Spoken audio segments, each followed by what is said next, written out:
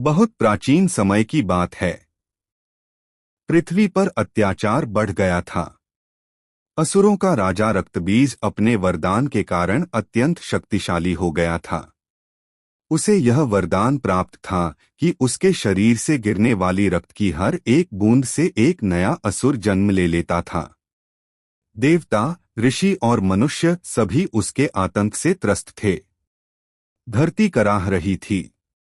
आकाश में शांति नहीं थी। तब सभी देवता एकत्र होकर मां दुर्गा की शरण में गए।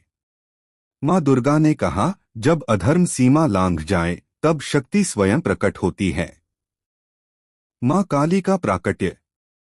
युद्ध के मैदान में जब मां दुर्गा ने रक्तबीज पर प्रहार किया तो जैसे ही रक्त धरती पर गिरा वैसे ही हजारों रक्तबीज उत्पन्न होने लगे। युद्ध और भी भयंकर हो गया।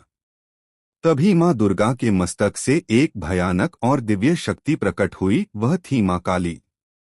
काली काया, बिखरे केश, तीसरी आंख में प्रलय की अग्नि, गले में नरमुंडों की माला और हाथों में खड्ग। उनके प्रकट होते ही धरती कांप उठी। असुरों का अंत। मां काली ने रक्तबीज को उठाया और जैसे ही उसका रक्त बहने लगा मां काली ने उसे धरती पर गिरने से पहले ही अपने मुख में समेट लिया। एक भी बूंद जमीन पर नहीं गिरी। धीरे धीरे रक्तबीज कमजोर पड़ गया और अंततः मां काली के खड्ग से उसका अंत हो गया। असुरों का संहार हो चुका था। देवता प्रसन्न थे। धरती को शांति मिली। प्रलय का रूप। लेकिन युद्ध के बाद भी मां काली का क्रोध शांत नहीं हुआ।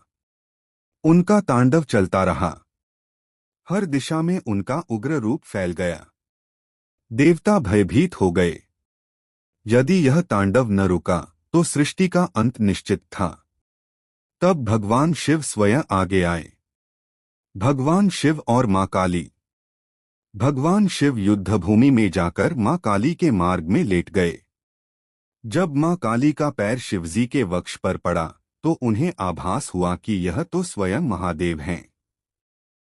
मां काली की जिह्वा बाहर निकल आई। उनका क्रोध शांत हो गया।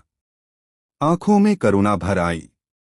उन्होंने समझ लिया, शक्ति और शिव एक दूसरे के बिना अधूरे हैं। मां काली का करुणामय स्वरूप।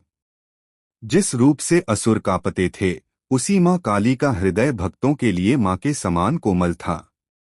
वे केवल विनाश की देवी नहीं थीं, वे अज्ञान, अहंकार और